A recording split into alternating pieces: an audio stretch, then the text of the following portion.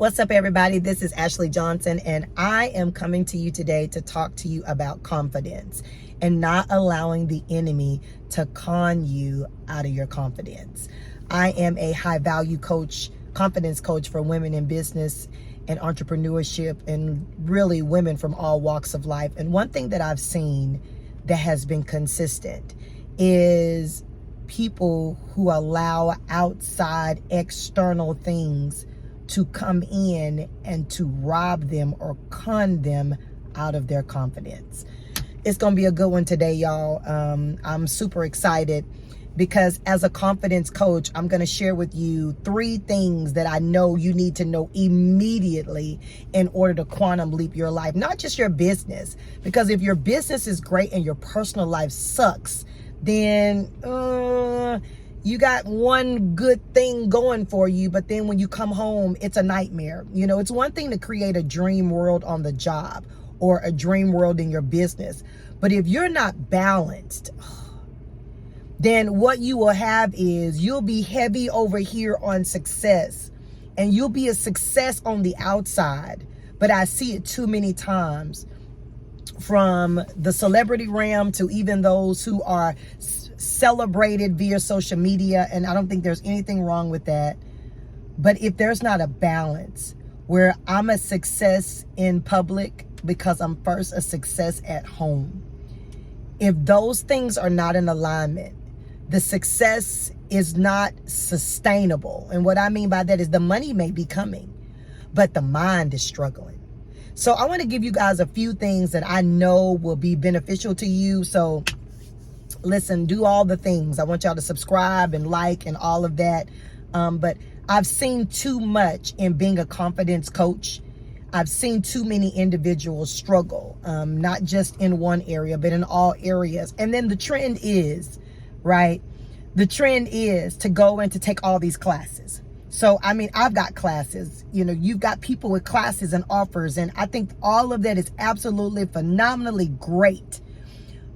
But when you go and get the know what to do, the know how, if you don't first spend some time or start backtracking or slowing down to speed up, or if you don't start doing some of those things to make sure you're not getting the what to do, but you're learning who you need to be.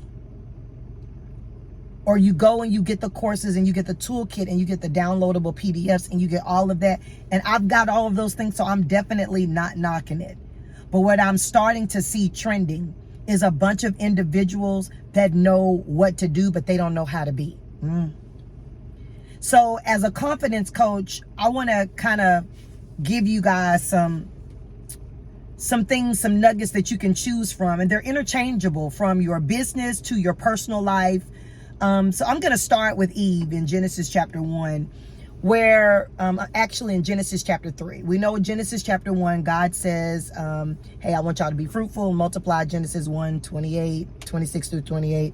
I want you to subdue. I want you to replenish. I want y'all to be great on steroids, right? God gave them everything that they needed internally as well as externally. Then here comes Satan with an outside suggestion, right? And the suggestion is always a question of, what did God really say about you? Is God withholding something from you? And what I see in this culture is a group of individuals that feel like God is holding something back from you. And so because God is holding something back, I got to find my confidence and validation in other things, and not just be confident in the person that he has created me to be. So it's so dangerous from a business perspective, from a biblical perspective. You see it repeated over time. This stuff is not new, where Satan's number one aim is to try to con you out of your confidence. So he comes in and he suggests to Eve, okay, well, did God really say, you know, did he really say that you can't eat? Or is he holding something out on you? And this is where we cross over into a twisted or perverted confidence where we feel like we have to now get outside validation to something that God has already told us who we are on the inside. Eve seeks it with Satan. He comes in with a suggestion, and all of a sudden the suggestion thwarts her mind, and all of a sudden the external suggestion makes her start self-doubt talk on the inside. The self-doubt talk on the inside begins to lead her down a dangerous spiral where she not only begins to question God, but she begins to question herself. Why would she question herself? Well, if she's going to question God, she's obviously questioning herself because she was made in the image of God. So I want you to be alert and aware that there are things that have been planted and designed to keep you in self-doubt and in bad self-talk, and for you to begin to start spiraling to where you're no longer able to operate from a position of confidence. In business, you could have all the tools, but baby, in business, I did say baby, in business, if you don't know how to go into that room and command attention, if you don't know how from a speaker's platform, one of the things I teach individuals is how to come in and how to let your presence be a command. Let it be a command, not a demand. Because when you get, especially as a female, when you get over heavy into the demand side, you're coming out of the natural way that God has created us to be. There ought to be something about you that commands attention without being brash, without being harsh, without being in overdrive. There ought to be something on the inside of you that allows your confidence to shine. But if you're in self-doubt because of external suggestions, you don't look right, you don't sound like everybody else, you may not have the same platform. If you allow external things to come in and to cause self-doubt, it will eventually derail your confidence. Eve she listened from the outside. She literally started to doubt. Okay, well, wait a minute. Is God holding something back? Wait a minute. Am I not like God? So I need to do something to be like God. And you begin to start a dangerous spiral of questioning who you are.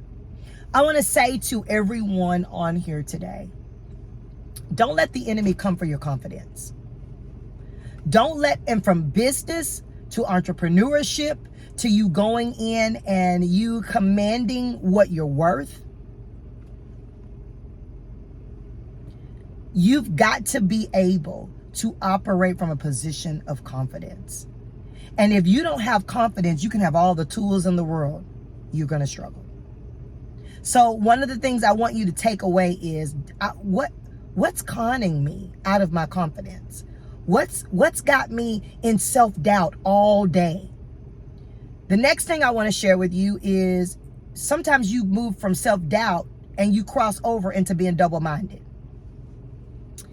Double-mindedness is dangerous because you could be in a high frequency, a high energy.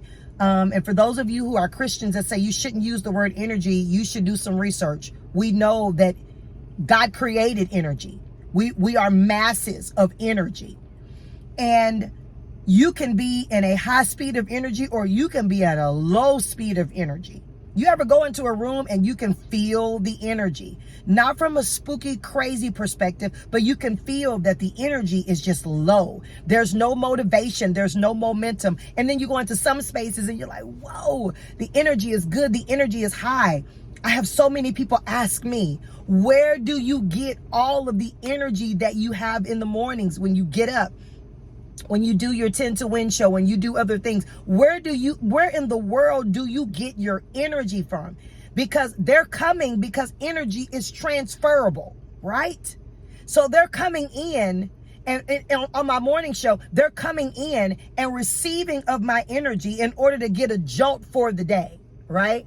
So we know that energy is something that is real.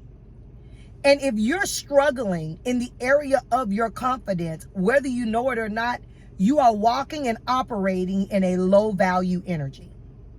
That's when you enter into double-mindedness.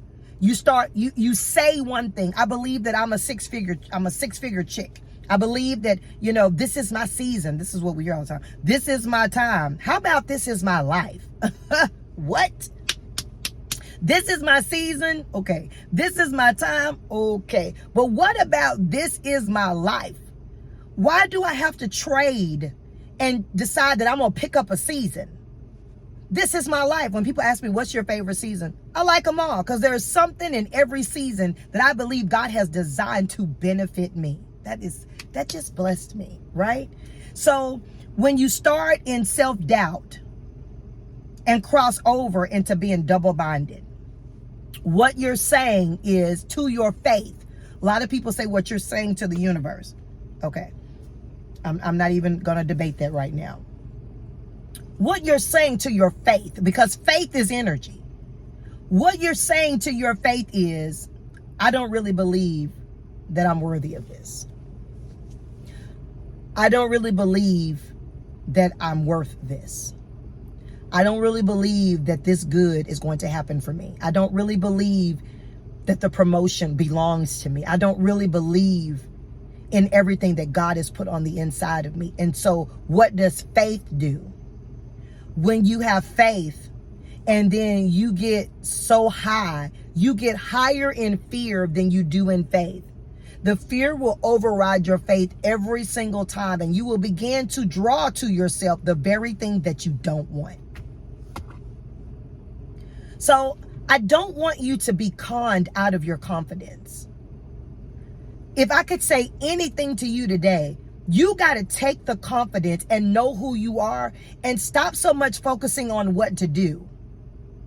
You can have one or two tools in your tool belt, and you can break six figures. If you know how to be consistent and diligent, you can do it. I'm a witness. You don't have to have a lot of tools in the tool belt. Just got to have the right tool for the right time.